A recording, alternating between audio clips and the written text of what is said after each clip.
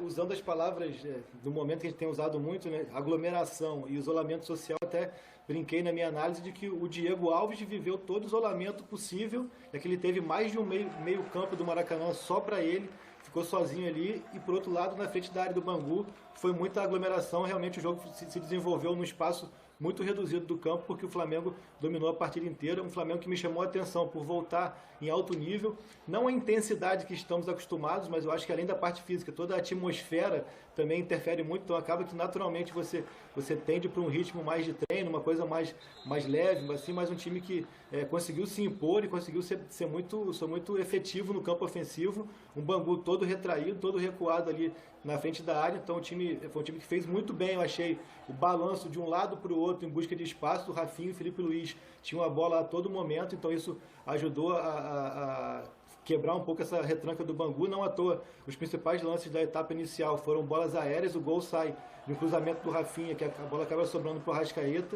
Então, um Flamengo que eu até coloquei na análise também da partida lá no Globoesporte.com, que praticou o chamado velho normal dele, né? Que é um velho normal de pressão, de ficar ali em cima, de tomar conta da partida, fez isso. Um Bangu totalmente retraído. Na etapa inicial, o Bangu passou do meio campo apenas uma vez com a bola dominada, foi até um lance que gerou uma polêmica se foi pênalti ou não, a bola que teria batido no braço do Arão ou não, a gente lá ao vivo não teve muito essa percepção, mas foi a única vez que o Bangu passou do meio campo, mas uma partida totalmente dominada pelo Flamengo, e bem interessante citar também o Pedro Rocha, que entrou muito bem, a gente tinha informações de que ele vinha sendo muito elogiado nos treinamentos, e ele entrou ali no finalzinho, fez um gol e participou. Eu acho ele um jogador bem interessante, acho que ele pode ser bem útil. O Michael entrou também ali, participou do segundo gol, dando passe para o Gabriel cruzar para o Bruno Henrique, mas aquele jeito o Michael também ali, muita correria e tal. Acho que a gente pode ter uma disputa interessante esse ano aí entre Pedro Rocha e Michael para ver quem que vai ser mais útil nesse sentido. O Pedro Rocha aproveitou bem esse período de treinamentos aí, foi um cara que deixou boa impressão ontem. Everton Ribeiro e Arrascaeta, achei que foram os que mais sentiram a parte física, não à toa, foram os primeiros a sair. Gabriel, novamente, jogando muito fora da área.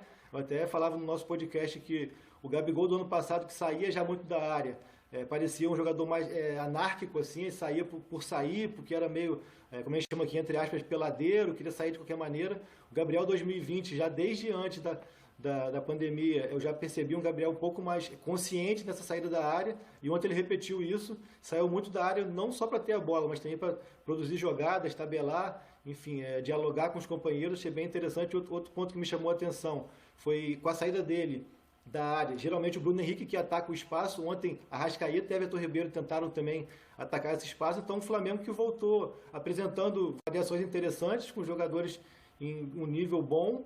Acho que o que faltou mesmo foi a intensidade, mas eu acho que nesse sentido você joga sem torcida, contra um adversário muito mais fraco, psicológico ainda um pouco sem entender o que está acontecendo. Acho que a questão da intensidade normalmente vai ser menor, mas um time que jogou bem. Caê, o Flamengo fez as 5 substituições que agora são permitidas, né, nesse período. Você sabe quanto tempo o Bangu treinou? Não tenho essa informação, mas se eu não me engano o Bangu foi o segundo clube a voltar. Não sei o tempo exato. O Flamengo ontem, dia 18, completou um mês de treino. Voltou no dia 18 de maio para testar e começar a treinar dia 19, e ontem fez um mês de treino no Flamengo. A quinta semana, com folgas nos finais de semana. Agora o Bangu, assim, exatamente quantos dias eu não sei. Olha só, a imagem do helicóptero que flagrou o Flamengo treinando foi dia 20 de maio, 2 dias depois de voltar a treinar. Então, no domingo, 20, 21, 22, 23, domingo, o prefeito Marcelo Crivella disse que podia treinar dia 25, treinos individuais. Foi dia 25 que o Bangu voltou a treinar.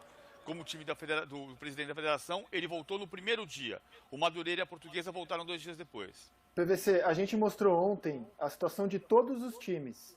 Diretor, se você por acaso tivesse material aí, a gente colocou todos os times do Campeonato Carioca, a situação, os dias de treinos, o período de treinos de todos os times. Se puder, a gente coloca isso aí e a resposta é dada. Ó, já tá, o diretor... não era bem isso, mas tudo bem. Essa é a classificação da Taça Rio.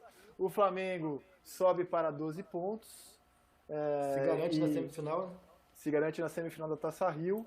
E do outro lado, o time de melhor campanha, que é o Fluminense, a gente não sabe o que vai acontecer. Porque o Fluminense entra hoje no STJD. Ele já teve uma liminar negada numa instância inferior, que é a instância do TJD, e ele tentará uma liminar para que ele e Botafogo não joguem nessa rodada nas datas marcadas pela federação. Segunda-feira, os 2 jogos, né? Exatamente. O O Botafogo está dizendo, inclusive, que não vai nem abrir o Newton Santos. A posição do Botafogo é que não é WO, que o Newton Santos está fechado e ele não vai nem abrir o estádio. É interessante falar que essa questão toda interfere tecnicamente no campeonato, né? Porque esses 2 jogos do Fluminense podem determinar se serão 6 datas ou 4 datas, né? Então não é só jogar ou não, assim, são jogos que vão ter um peso muito importante no rumo do campeonato. Porque se o Fluminense perder 3 pontos, o Flamengo tem a grande chance de ser campeão em 4, agora 3 datas para o Flamengo. Isso você vai falar, assim. PVC, só a questão assim, pensando na gente, né, fazendo uma propagandinha, gravamos ontem um podcast que estavam o Gabriel do Corinthians, o Vitor Hugo do Palmeiras e o Pablo do São Paulo, meio sobre essa volta. Talvez nós precisemos também pegar leve na exigência do que os caras vão fazer em campo, né? Acho que é bem razoável. Claro. Viu, Cereto, que massacrou o Davi Luiz aqui? Viu, Cereto? Viu? O Davi Luiz foi mais ou menos, é bem verdade, mas acho que tem muito a ver, aquele negócio de tempo de bola e tal. O Benfica, Kleber, Portugal deu um exemplo de cidadania no combate ao coronavírus. Aí o Benfica volta a jogar, empata com o Tondela 0-0, volta para o confinamento no centro de treinamento e a torcida ataca o ônibus Benfica. Pelo amor de Deus, né? 2 jogadores machucados. E mais ameaças na casa do técnico Bruno Lage de mais 2 jogadores, do Pizzi, por exemplo. Eu ia dizer a história do campeonato de 98, que é a ameaça de se repetir agora, né? Em 98, a frase dos clubes Flamengo, Fluminense e Botafogo era solidariedade irrestrita, porque a federação deixava o Vasco com a tabela mais confortável por causa dos jogos da Libertadores, e os 3 clubes, durante todo o campeonato, tiveram um embate com a federação. Até que no dia 9 de maio, a Federação do Estado do Rio marcou para o dia seguinte o clássico Vasco-Botafogo. E o Botafogo, o presidente Zé Luiz Rolim, disse: não vamos entrar em campo. E não entraram em campo. O jogo seguinte foi marcado o Fla-Flu para Moça Bonita. E o Flamengo e o Fluminense, com a solidariedade irrestrita ao Botafogo, disseram que não iam entrar em campo. E não entraram em campo nenhum dos 2. E foi o primeiro WO duplo da história. Os 2 times perderam por 2-0, segundo o decreto da federação. Faz 22 anos isso que você falou, né? Exatamente. E em todo esse embate, em todos esses ingredientes da discussão, uma coisa que não muda, é a pitada sempre igual, é a união dos clubes, né? Nem em época de pandemia, gente. Aí, assim, não, mas nós vamos sair dessa como seres humanos mais bacanas. Vou tomar. Agora tem quem achava isso, tá aqui o Campeonato Estadual do Rio de Janeiro, que vai ser judicializado porque não deram os 10 dias de treino pedidos pelo Botafogo. 10 dias! Agora, tem uma versão dos clubes pequenos, que eu vou colocar aqui, a gente tem a versão do Mário Bittencourt, vamos ouvir daqui a pouco. Eu não posso avalizar, eu acho que a federação tem que marcar o jogo do Fluminense e do Botafogo para julho, porque tem tempo para marcar. É a minha posição. Acho que tem que resolver o problema. Isto à parte, tem uma versão de Boa Vista, Bangu, Madureira, que lá atrás a conversa era: quando vai voltar? Vai voltar só quando tiver vacina? Vai voltar só quando as autoridades, prefeito e governador permitirem? Vai voltar em inúmeras hipóteses colocadas, e chegou ao consenso, segundo esta versão, de que voltaria quando o prefeito e o governador dessem a licença.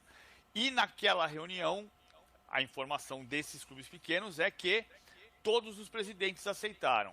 Daí a indignação dos pequenos com o Fluminense e o Botafogo, que pensam diferente agora. O Bangu está pagando hotel para os seus jogadores todos, fala em R$4.000 de diária por dia. O Boa Vista está renovando o contrato com o centro de treinamento na Barra, porque o Boa Vista, embora seja de Bacaxá, treina na Barra da Tijuca, no Rio de Janeiro. O contrato vai só até 30 de junho, ele está renovando esse contrato. E os clubes estão dizendo que, olha, eu vou ter que aumentar a minha despesa, porque o campeonato vai se prolongar mais. Questão fundamental é a saúde, sempre é a saúde. Está feito o impasse, a federação tem que resolver o impasse. Se ela quer fazer o campeonato que sirva de exemplo de que se pode jogar, ela não pode deixar o campeonato ter 2 jogos com WO, ela não pode deixar a discussão se prolongar sobre quantos gols tem no Maracanã e quantas mortes tem no hospital de campanha. Ela tem que resolver esses impasses e demonstrar que ela pode fazer o campeonato perfeito. Pô, me lembrei agora do Anselmo Góes, que escreveria: deve ser difícil viver num país onde todo dia tem um confronto, um conflito, seja qual for o setor. Deve ser difícil. Ô Kleber, eu tava pensando ontem, cara, assim, é puxado acompanhar o ritmo do Brasil, né? A quantidade de coisas que acontecem aqui, tão urgentes, ou às vezes mais urgentes do que a pandemia.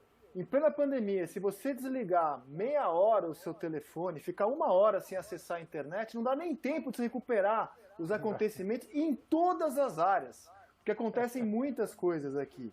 Entre elas, ontem, aconteceu a publicação de uma medida provisória. Como toda medida provisória, ela é feita sempre assim em caráter de urgência, né? O governo tem algo que ele considera extremamente urgente, precisa ser feito sem passar por votação no Congresso, sem ter uma discussão mais ampla com a sociedade. O governo edita uma medida provisória que tem validade de lei até ela ser votada pelo Congresso. E ela tem 45 dias para ser votada pelo Congresso. E essa medida provisória, editada ontem, ela estabelece novas regras para os direitos de transmissão no Brasil, e sobre ela eu vou ler uma nota oficial do Grupo Globo, que é o detentor dos direitos do Campeonato Estadual